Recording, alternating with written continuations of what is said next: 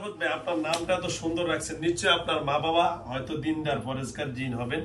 তো এখন আপনি যেহেতু সাহাবী জিনের সাথে কালেকশন, আমরা এখন এর নাম কি? সালমান। সালমান। কিভাবে সালমানের কাজটা সমাধান হবে একটু বলুন তো।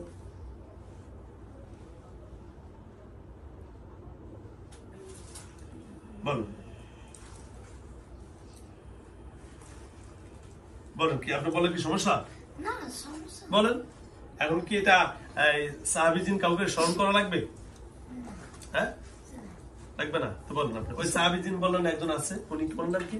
নামটা বলে নাই। সাহাবীন যখন আসতো তখন ভালো ভালো উপদেশ দিত, কিন্তু ওরা কষ্ট দিত না তাহারও তো যখন ছেলেটা ধরেন। আর যখন শয়তান দিয়ে আসতো হ্যাঁ। তখন যদি সাহাবীদের ডাকতাম যে সাহাবীদের হুজুর একটু আসুন, হ্যাঁ কষ্টে আছি, তখন ওরা আসতো, এসে শয়তান দিলে খুব মারধর করতো। আচ্ছা আচ্ছা আচ্ছা যাও আলহামদুলিল্লাহ। আচ্ছা এখন সাহাবী জিনকে কি স্মরণ করা যাবে এখন এই মুহূর্তে? যাবে দেখে একটু ডাক দেন তো। বিসমিল্লাহির রহমানির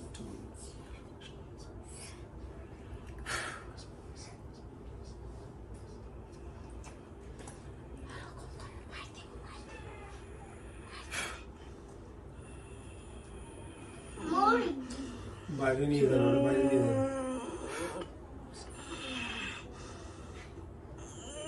আপনারা একটু সাবধান, যারা বাইরে আছে তারা দেখতে দেন, তাদেরকে দেখতে। আসসালামু আলাইকুম, কেমন আছেন?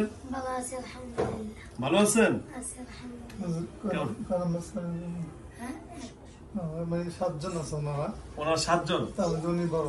উনি বড়। আলহামদুলিল্লাহ আলহামদুলিল্লাহ। কেমন আছেন ভাইয়া? আছি আলহামদুলিল্লাহ। আপনারে ভাইয়া বলছি কারণ আপনি বড় ভাই, কারণ আল্লাহ আপনাদেরকে এই যে বাচ্চাদেরকে নিয়ে একটু বেরিয়ে যান, বাচ্চাদেরকে বেরিয়ে যান, কান্নাকাটি করলে একটু।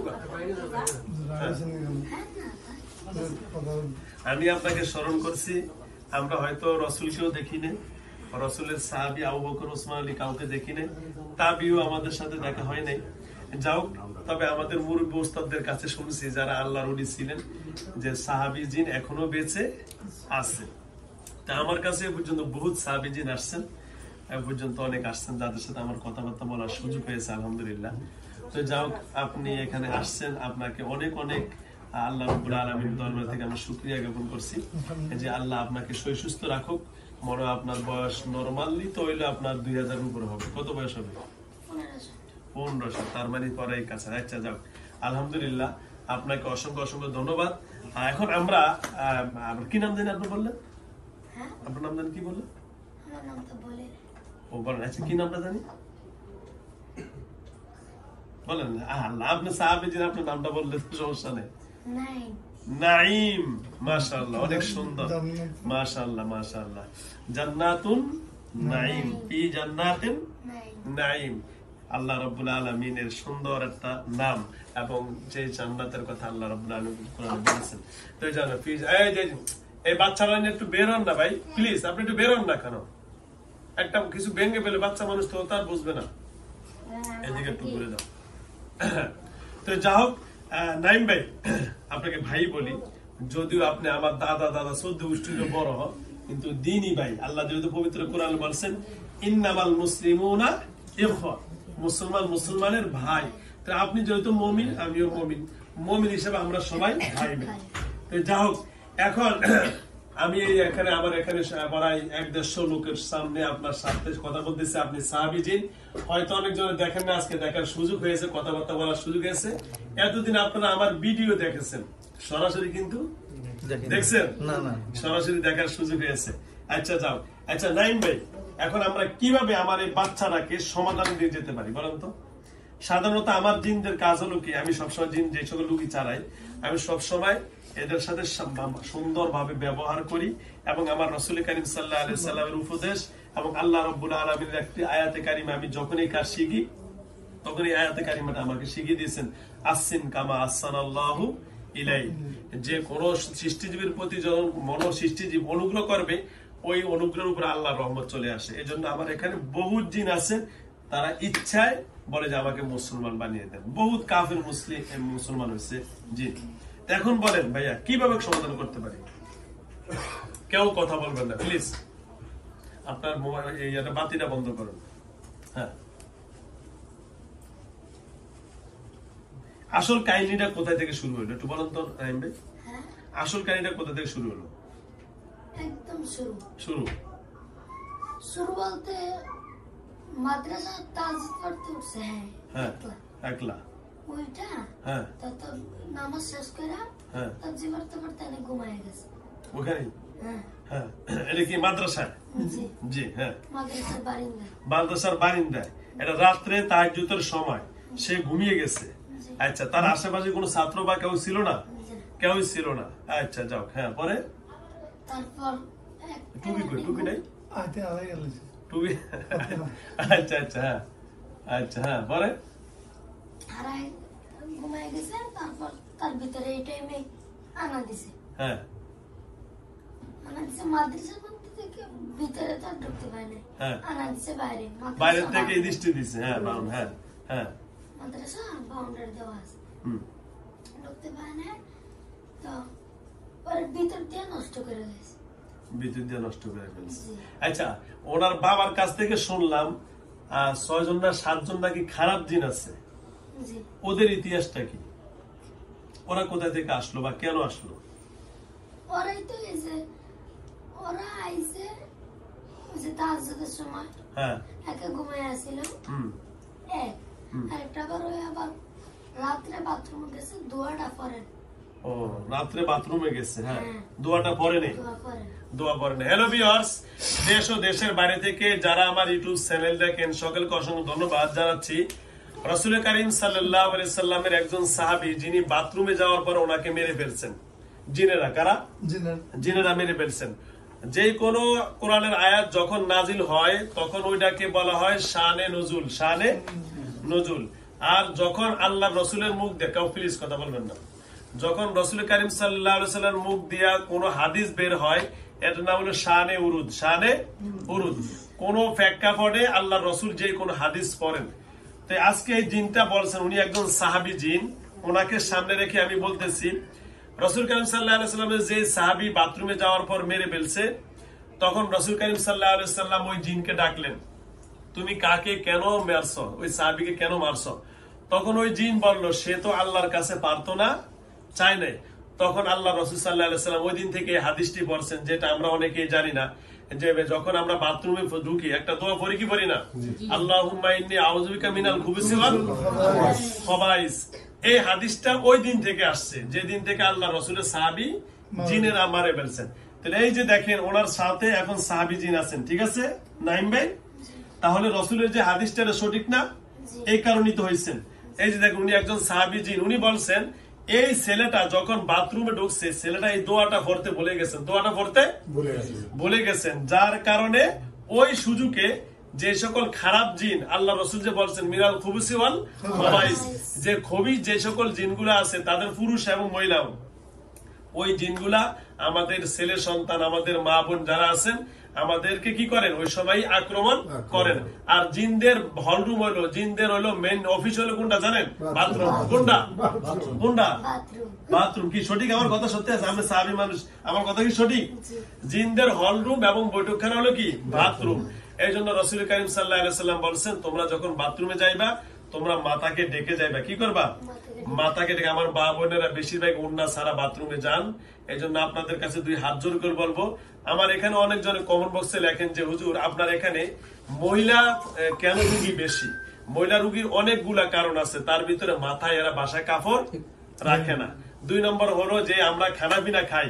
এই যে আমার সামনে আমার একজন আলেম জিন এবং উনি সাহাবী জিন, আপনাকে আমি সাক্ষী রেখে বলতে চাই, এই যে আমরা যে খানা খাওয়ার পরে হাড্ডি আছে না, হাড্ডি এবং মাছের কাটা আছে না, এগুলো আমরা পানিতে ফেলে দিই, এটা কি ঠিক?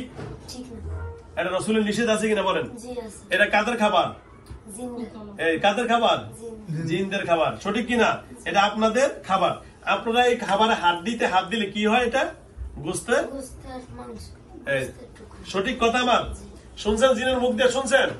ওরা যখন হাড্ডিতে হাত দেয় সাথে সাথে এটা গোস্তেতে পরিণত হয়। কথা সঠিক নাইম ভাই? জি সঠিক শুনতে পাচ্ছেন? হ্যালো ভিউয়ার্স, এটা কোন দিকে দিচ্ছে দিয়ে? হ্যাঁ, সুতরাং আপনারা যখন আমাদের মাছের বা হাড্ডিতে হাত দেন এর সাথে সাথে কি হয়? গোস্তেতে পরিণত হয়। যখন এই যে আমার মা বোনেরা এই থালা বাসন ধোন, তখন এই হাড্ডি বা কাটা পানিতে ফেলে দেন, তখনই এই জিনেরা আমাদেরকে কি করে? আক্রমণ করে। যাও ওই দিকে আমরা যাচ্ছি না। এখন নাইম ভাই যেহেতু ওই ছেলেটা দোয়া পড়ে না, তখনই ওই খারাপ জিনগুলা এই ছেলেটির উপর কি করছেন? আক্রমণ করছেন। যাও আসেন তারপরে কথা যায় এখন কিভাবে আমরা সমাধান দিয়ে যাচ্ছি বলেন। তারপরে কি হলো ওই জিনগুলা তার ভিতরে আচার করছে, বাসায় আইসে মাদ্রাসা থেকে বাইরে হয়েছে, হ্যাঁ আর তার ভিতরে সরাসরি ঢুকছে, হ্যাঁ এতদিন বুঝতে দেয় নাই, দেয় নেই, ক্ষতি করছে ভিতর দিয়ে, হ্যাঁ অপারেশন হয়েছে। এই ছেলের জি এর কি অপারেশন হয়েছে? মানে ওই হানিয়া? ওরা না অ্যাপেন্ডিসাইট? আচ্ছা হ্যাঁ অ্যাপেন্ডিসাইট অপারেশন হয়েছে, হ্যাঁ তারপরে অপারেশন করার পর হুম হুম কয়েকদিন পর হাত পায়ে বুঝ পায় না, উড়ে হ্যাঁ হ্যাঁ ইয়া করছে, হ্যাঁ। হাত পায়ে বুঝ পায় না। হ্যাঁ তো রাত্রে তাড়াতাড়ি করে হ্যাঁ নিয়ে গেছে সাতপুর। হ্যাঁ হ্যাঁ সাতপুর ডাক্তারের কাছে ডাক্তারের কাছে, তার রাতে গেছে আর পাউডার বুঝতে আইসি। তারপর কায়নার যায় না, আমি গিয়া ঘুমাইতে কষ্ট, সকালে যাম। হুম তো বই নাকি পাশে গিয়া রয়েছে সাতপুর, হ্যাঁ তো অনেকবার এই অবস্থা হয়েছে। হ্যাঁ এগুলো করছে কি জিনেরা? হ্যালো ভিউয়ার্স, এখানে আরেকটা কথা জানার বিষয়, এই ছেলেটাকে হাত পা অফিস করে ফেলে এরা মনে করছে এটা ডাক্তারি রোগ। কি রোগ? ডাক্তারি রোগে হাসপাতালে নিচ্ছে, কিন্তু নেওয়ার পরও তার সমস্যার সমাধান হয় নাই। পরবর্তী কি করছে? নিয়ে আসছে ওখান থেকে, ডাক্তার দেয় নিয়ে আসছে। ও ডাক্তার দেওয়া নিয়ে আসছেন, কিন্তু আসল রোগ হলো কিছু জিনের। কারা করছে? জিনেরা। কিন্তু ডাক্তার ওখানে যে আপনার সমস্যার সমাধান ধরতে পারেন না, চলে আসছেন। হ্যাঁ তারপরে তারপর তো ওই ওই যে হাত পা অবশ্যই আসার পথে হাত পা অফিস করছে জিনেরা, হুম। কিন্তু আমরা মনে করছি ডাক্তারি রোগ, ডাক্তারি। আসলে কিন্তু ডাক্তারি রোগ না। ধন্যবাদ। হ্যাঁ তারপরে আসার পথে হ্যাঁ এই কথা বলবেন না, কথা বলবেন লঞ্চের ভিতরে আবার এরকম হয়েছে হাত পা আবার। জি। হ্যাঁ তাই বলে তোর নাম কি? হ্যাঁ হ্যাঁ এর কিছু কয় না, আবার জিজ্ঞেস তোর নাম কি? তোর না গাবড়ায় উঠছে এটা হ্যাঁ ওই খারাপ জিনে। খারাপ জিনিস। হ্যাঁ আপনি বলছেন যে তোর নাম কি, আমি আপনি বুঝে লাইছেন। হ্যাঁ তখন হ্যাঁ বলেন। হ্যাঁ বুঝছেন? হ্যাঁ। তারপরে এই যে লঞ্চ থেকে শুরু করছে, এই যে হ্যাঁ রোজারি, হ্যাঁ রোজারিদের পর এক সপ্তাহ পর হইতে শুরু হয়েছে এই যে এই রোজারিতে, এই যে রোজারিতে এখন তো কোরবানি ঈদ পর হইলো, আজকে তো কোরবানি ঈদ গেল, এই যে আসছে 8 দিন। হ্যাঁ পরে জি হ্যাঁ এমন এটা সমাধান হয় না। হ্যাঁ 3 জন দেখাইছে, হ্যাঁ 3 জন কবিরাজ দেখাইছে। আচ্ছা দুজন 3 জন সাতপুর চাঁদপুর, সালুদ্দি, ও সালাতে বিপদের। হ্যাঁ আচ্ছা এদের ঠিক আছে।